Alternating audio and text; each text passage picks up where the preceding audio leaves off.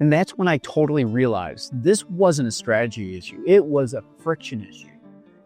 Those weird little points where things just feel harder than they really should be. The emails that go unanswered, the processes that takes 5 steps when it should only take 2. The client that always hits the same snag each and every time. It wasn't that hard. It wasn't that work was wrong. It was that the path was totally cluttered.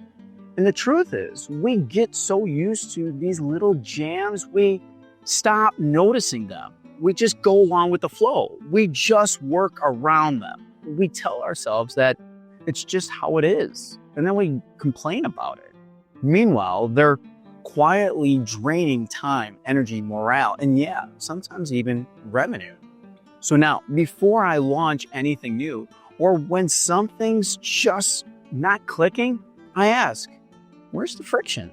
Not in a blaming way either, just in a curious way. I look at where people slow down, when mistakes happen, where frustration builds. And I ask the team, the client, the partner, what's the part that really makes this harder than it really needs to be? And it's wild. It's totally wild. Because when I start realizing this and I start asking these questions, half the time, fixing that friction point really unlocks everything. That's how you create real momentum. Not by adding on more, but by removing what actually gets in the way.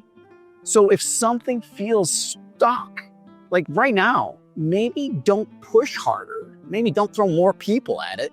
Step back and ask the question, what friction needs to go away now? Now it's your turn.